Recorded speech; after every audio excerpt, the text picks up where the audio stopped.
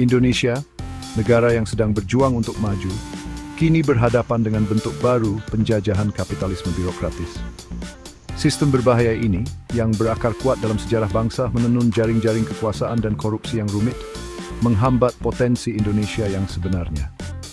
Sederhananya, kapitalisme birokratis adalah penyalahgunaan jabatan publik untuk keuntungan pribadi. Ini adalah sistem di mana mereka yang diberi wewenang mengeksploitasi posisi mereka untuk memperkaya diri sendiri, seringkali dengan mengorbankan kesejahteraan bangsa. Kapitalisme birokratis bukan hanya masalah keserakahan individu. Ini adalah masalah sistemik yang telah meresap ke berbagai lapisan pemerintahan.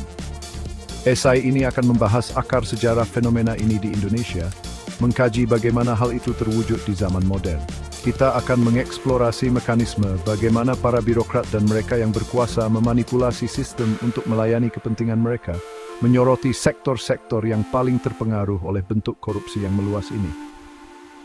Lebih lanjut, esai ini akan menganalisis konsekuensi sosial ekonomi yang lebih luas dari kapitalisme birokratis. Kesenjangan yang semakin lebar antara si kaya dan si miskin, terhambatnya usaha kecil dan menengah, dan erosi kepercayaan publik terhadap lembaga-lembaga pemerintah hanyalah beberapa dari dampak merugikan yang akan dibahas. Akhirnya, kita akan memeriksa bagaimana kapitalisme birokratis merusak proses dan lembaga demokrasi. Dengan membungkam perbedaan pendapat, memanipulasi pemilihan umum, dan mengutamakan keuntungan pribadi di atas kepentingan umum, sistem ini menimbulkan ancaman yang signifikan terhadap fondasi masyarakat yang adil dan beradab.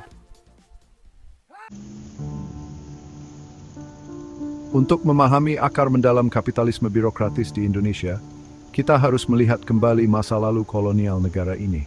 Perusahaan Hindia Timur Belanda, sebuah perusahaan dagang yang kuat yang memerintah Indonesia selama berabad-abad, membangun sistem eksploitasi di mana keuntungan diambil dari tanah jajahan dan disalurkan kembali ke Belanda. Sistem ini menciptakan budaya ekstraksi di mana mereka yang berkuasa memandang posisi mereka sebagai peluang untuk pengayaan pribadi tanpa memperhatikan konsekuensi bagi penduduk setempat.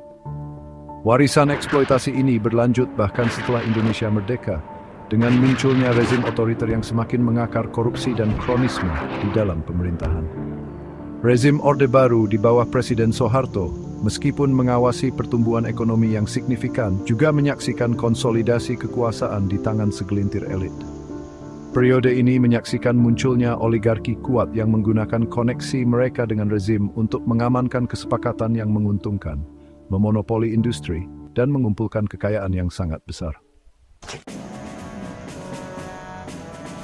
Kapitalisme birokratis tumbuh subur dengan manipulasi kekuasaan dan pengaburan batas antara jabatan publik dan bisnis pribadi. Birokrat yang dipercaya untuk menegakkan hukum dan melayani kepentingan publik malah memanfaatkan posisi mereka untuk memperkaya diri sendiri dan kroni-kroni mereka melalui berbagai cara. Salah satu taktik umum adalah manipulasi peraturan dan izin.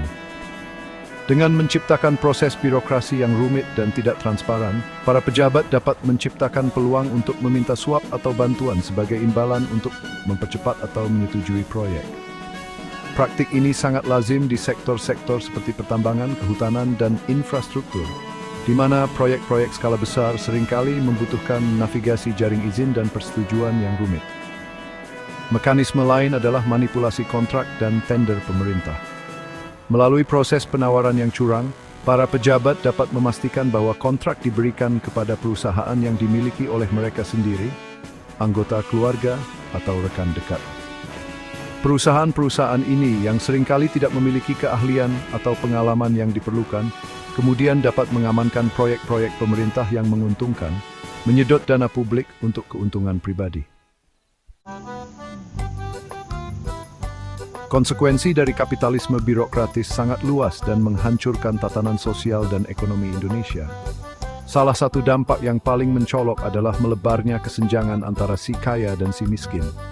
Ketika pejabat korup dan kroni-kroni mereka mengumpulkan kekayaan melalui cara-cara ilegal, mayoritas rakyat Indonesia berjuang untuk memenuhi kebutuhan hidup. Pemusatan kekayaan di tangan segelintir orang ini menghambat pertumbuhan ekonomi dan melanggengkan kemiskinan. Usaha kecil dan menengah, tulang punggung banyak negara berkembang, sangat rentan terhadap praktik predator kapitalisme birokratis. Karena tidak mampu bersaing dengan konglomerat yang terhubung dengan baik, banyak UKM terpaksa gulung tikar, semakin membatasi peluang ekonomi bagi masyarakat Indonesia biasa. Selain itu, kapitalisme birokratis mengikis kepercayaan publik terhadap lembaga-lembaga pemerintah.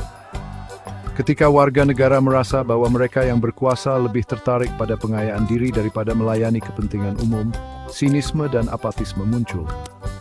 Hal ini dapat menyebabkan penurunan keterlibatan sipil, karena orang-orang menjadi kecewa dengan proses politik dan kehilangan kepercayaan pada kemampuan mereka untuk melakukan perubahan.